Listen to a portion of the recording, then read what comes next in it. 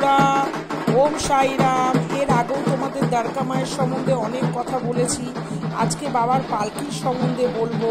বাবা একদিন দ্বারকা মায়েতেও বিশ্রাম নিতেন ও একদিন চাউরিতে বিশ্রাম নিতেন।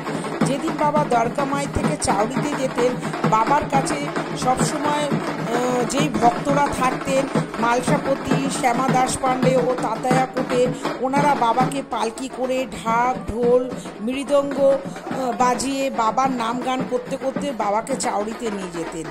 তোমরা দেখতেই পাচ্ছ, দেখো এখানে সব বাজছে, তোমরা বুঝতেই পারছো বাবাকে সবসময় কিভাবে আনন্দ দেবেন সেইটাই ভক্তরা সবসময় সেইটাই চাইতেন।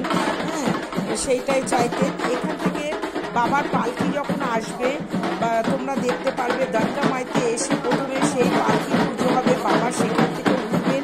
ওঠার পরে এবার ওনাকে ঢাক, ঢোল, মৃদঙ্গ বাজিয়ে চাউরিতে নিয়ে যাওয়া হয়। তো দেখো সবাই নাচছে। এই ভিডিও পাওয়া সত্যিই খুবই মুশকিল, তবু আমার মনে হয় তোমাদেরকে একটু শেয়ার করি। দেখো পালকিকে, বাবাকে দর্শন করো। এই সেই পালকি, যেই পালকি করে বাবাকে নিয়ে যাওয়া হতো। এই যে দ্বারকা মাই থেকে দেখো পালকি বেরাচ্ছে।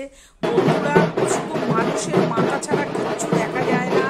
এত সবাই বাবাকে যারা জানো তোমরা, তারা তো জানোই, আর যারা জানো না তারাও জানতে পারবে আস্তে আস্তে। আমার যে ক্ষমতা আমি তোমাদের বলবো নিশ্চয়ই। দেখো শুধু মানুষের মাথা ছাড়া কিচ্ছু দেখতে পারবে না, লাখ লাখ লোক সারাদিন। তো এই যে বাবার পালকি এবার এখান থেকে বেরিয়ে চাউরিতে যাবে। এই পালকি বিজয় দশমীর দিন, দোল পূর্ণিমার দিন, দোল পূর্ণিমা, বিজয় দশমী, পূর্ণিমা আর প্রত্যেক বৃহস্পতিবার দিন এই পালকি বেরিয়ে দ্বারকা মাই থেকে বেরিয়ে এই যে চাউরিতে যাচ্ছে। দেখো এখন চাউরির দিকে যাচ্ছে, তোমরাও দেখতে পাচ্ছ। দেখো তোমরা পালকি কি দেখতে পাচ্ছ? শুধু মানুষের ঢল, ভক্তদের ঢল। সত্যি কথা,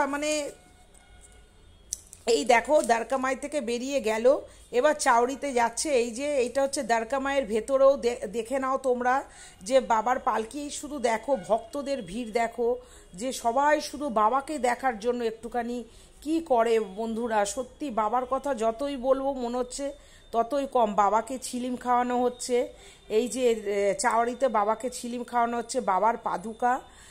এরপর এই পালকি আবার চলে যাবে বাবার সমাধি মন্দিরে। তো আজকে এখানেই সমাপ্ত করলাম। ওম সাইরাম।